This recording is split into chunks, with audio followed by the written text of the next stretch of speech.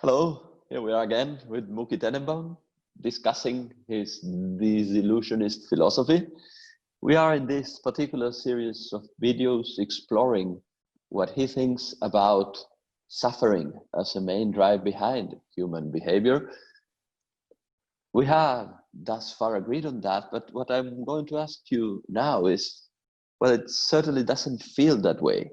I cannot say I suffer all the time. How come?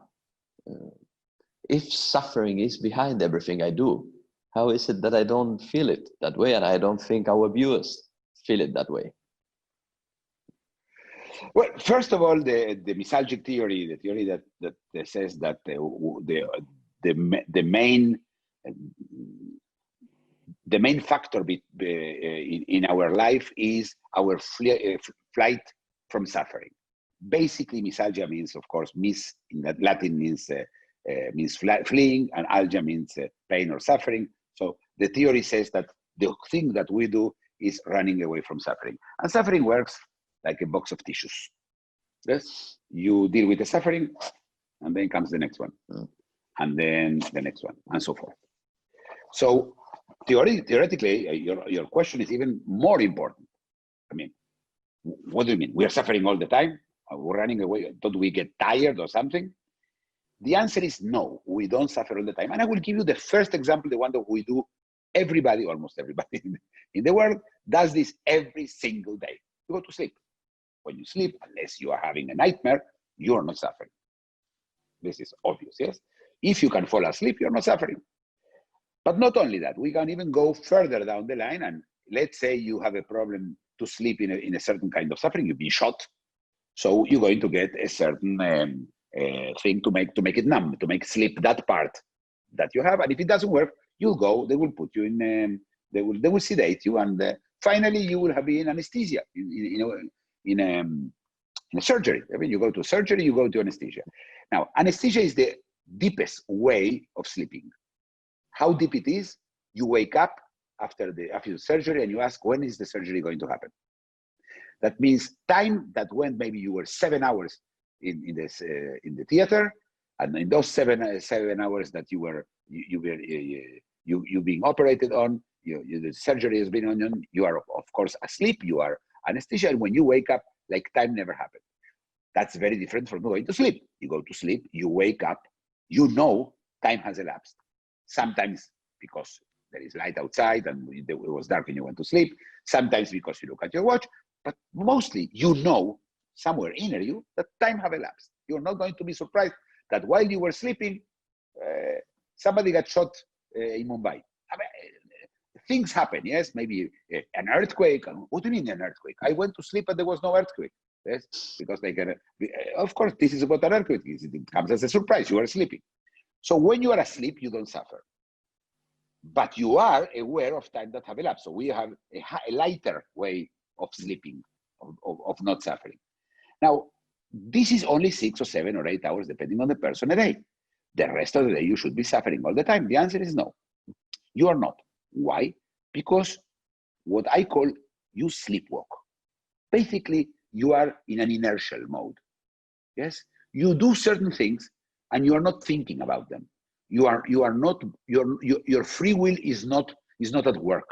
You're just doing certain things. You're going through the motions. This is very common in English. You went through the motions. You go through the motions. So you wake up in the morning and you brush your teeth, and then you take a shower, and then you shave, or not in your case, but yes, in mine, and you go to, and then you dress, and then you have your breakfast, and then you go out the door and leave, and take a bus. That's all of these things that I told you are done inertially.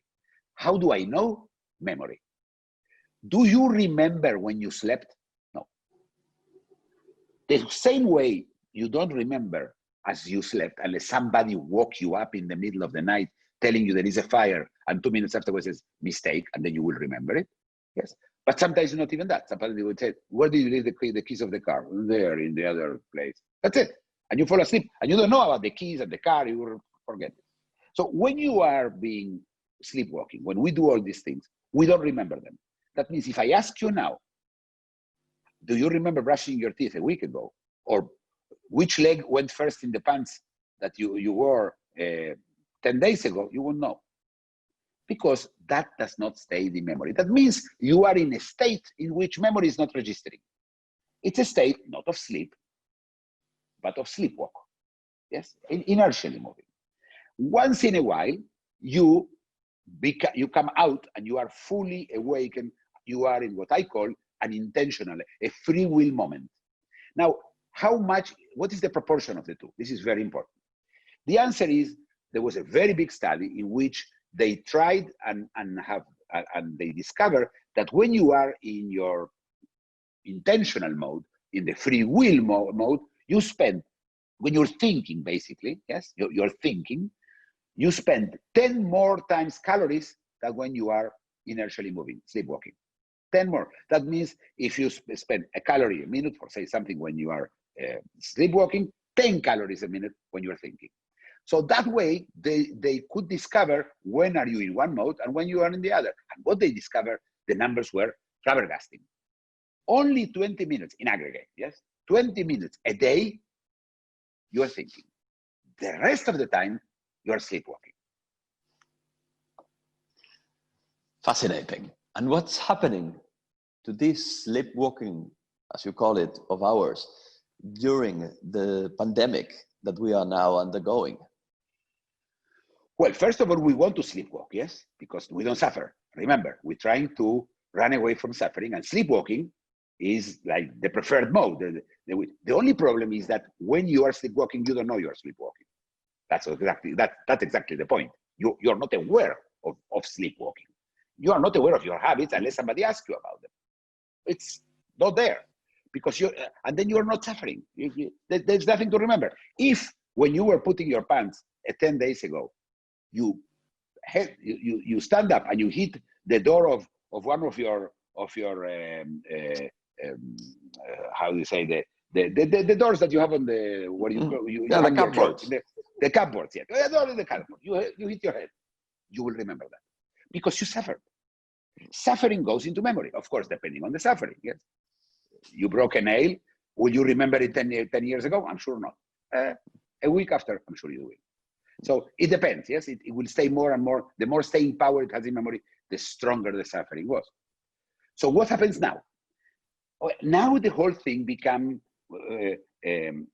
It is very important to go back to the inertia because you cannot. You have to suffer the whole day. So at the beginning it was very hard. You agree with me? Yes, very hard. It was unbearable. We needed a group of new habits. Those that are the building blocks of the inertial movement of the sleepwalking. It's built with the chains of habits. So we had to have new habits, and the faster you get into you can get into it, the less you suffer. But at the end, we all did. We all now in a certain situation in which all our habits change, but now they are also in sleepwalking. And I don't remember really even what day of the week it is, because every day I do exactly the same. I don't even have references to the day, if it's a Sunday, it's a Monday, or it's a Wednesday. Yes. Today I know it's a Sunday because yesterday I watched a television program that is only on Saturday. I mean, that was my only reference. Normally I don't need that. Yes. I don't go to work on a Saturday by mistake. Yes. Or I don't stay at home on Tuesday because I think it's Sunday. That doesn't happen. Now it may happen to you. So we have created a certain bubble in which we do that. And I have to say, quite successfully so. And what do you foresee for the near future? Will we be able to go back to our usual slumber, to our usual sleepwalking, or things will change after the pandemic? No and yes. No, we will not go back to anywhere because this pandemic is like, it is not a time-based crisis. It is a place-based crisis. We left a planet. We are now in the middle of the lockdown. We are in the spaceship, and we will arrive to another planet. So in the new planet, our old sleepwalkings will partly not work. First of all, a high percentage of the people are unemployed, so their sleepwalking is gone. Yes. But what are the good news I can tell you? We will find a way to sleepwalk. We will have to, because suffering, if not, is unbearable. But it will take some time. It depends on each person, but it will take some time. But we will sleepwalk. Even the unemployed will be sleepwalking, looking for employment. Everybody will go back to sleepwalking. Great, thank you very much. We'll carry on. If you enjoyed the video, please like it, comment and subscribe.